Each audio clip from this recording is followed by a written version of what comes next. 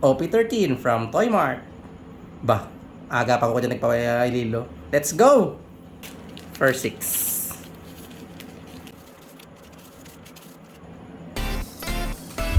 Another day, another box. Let's do this. Rare.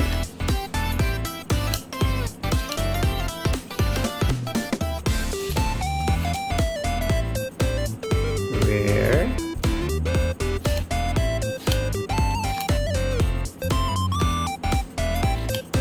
Rare.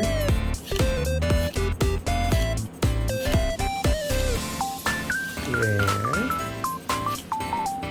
Pero maganda guys, basta rare guys. Inakutuban ako niyan eh. Magagandang card yan eh. Ipupul ko eh. Equilibrium. Rare. Ano nangyari dito guys?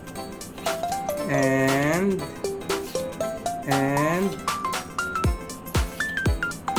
rare.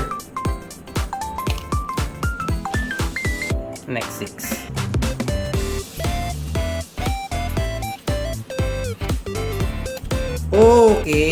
Okay. Sex Sabu. Namimigay ito si Sabu guys. So madaming rare na nakuha. Then may Sabu, may manga chance na guys. Manga chance tayo guys. Manga chance. Bilisan natin guys. Kung saan yung manga. Manga. Rare. Malupit talaga guys eh. Pag mga ganito, rare na puro rare, malapit yung manga dyan guys sa katotohanan guys.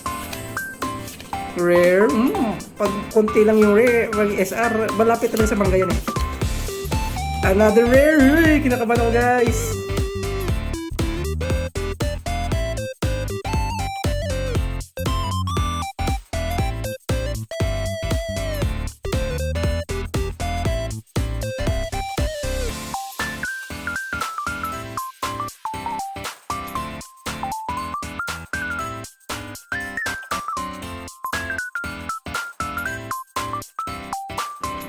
Guys.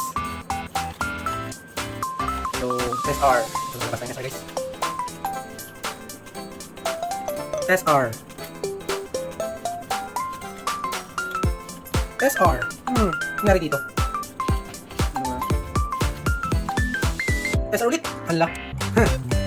Nangyari. And rare. The last card guys. Baka the first ever manga that I have. Hindi ko sure kung ano itong mga inalabasan, pero subukan natin. And oh no guys, wala sa ayos. So lahat ng nakuha ko ito lang guys.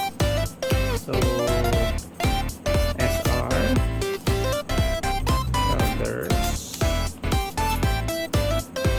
normal sec box tawag dito guys.